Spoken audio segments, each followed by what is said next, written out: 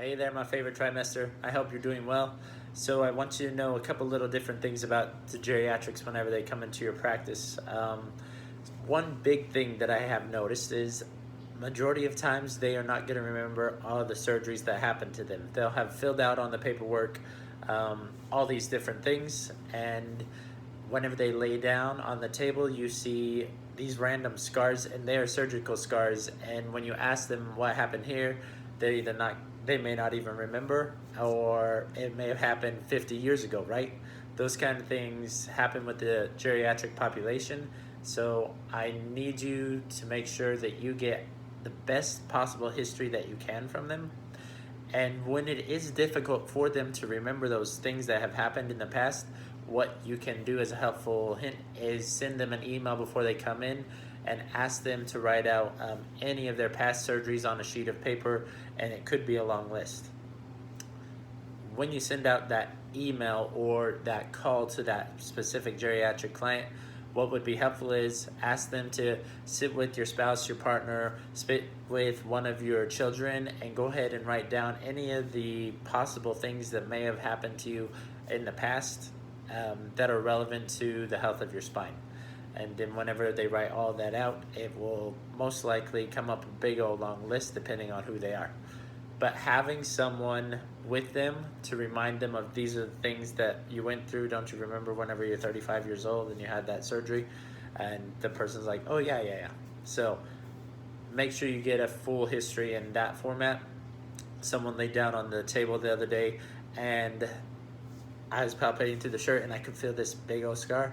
And I was like, oh, have you had surgery on this part? And they're like, oh yeah, that was whenever I was 15.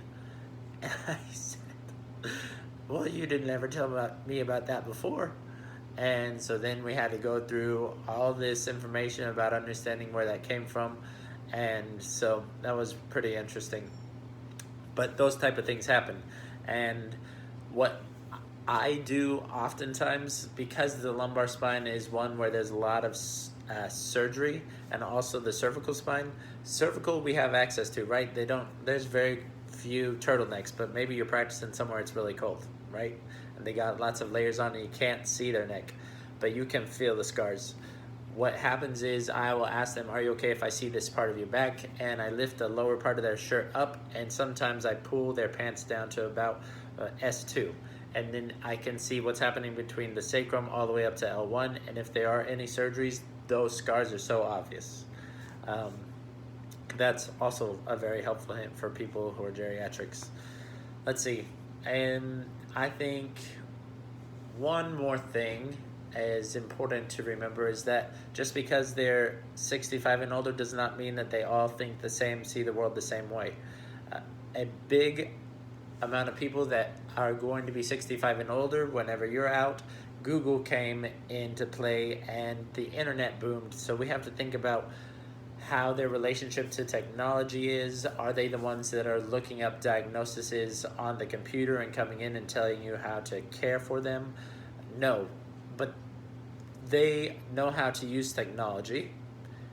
They just don't use it as abundantly as the generations that are below them. So have an awareness of, do they know how to book a visit online? Or are you going to have someone walk them through steps if that's how you do your scheduling system?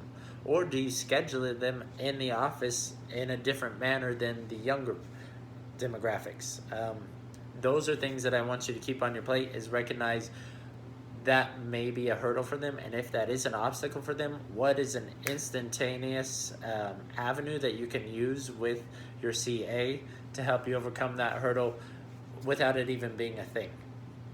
So take that into consideration, and yeah, know that I love you, and you're gonna have an awesome week, and I'm so pumped to see you guys on campus next week. We'll see how that goes. Know that it's gonna be a lot of flexibility. We gotta be flexible with each other, and if there is anything I can help you on campus where you see me and you're like, hey, Dr. Richards, it doesn't have to pertain to geriatrics. I'm here for you in any capacity that I can be. So I want you to reach out to me if you see me. I'll do the same to you. I love you. Keep up the great work. Talk to you later.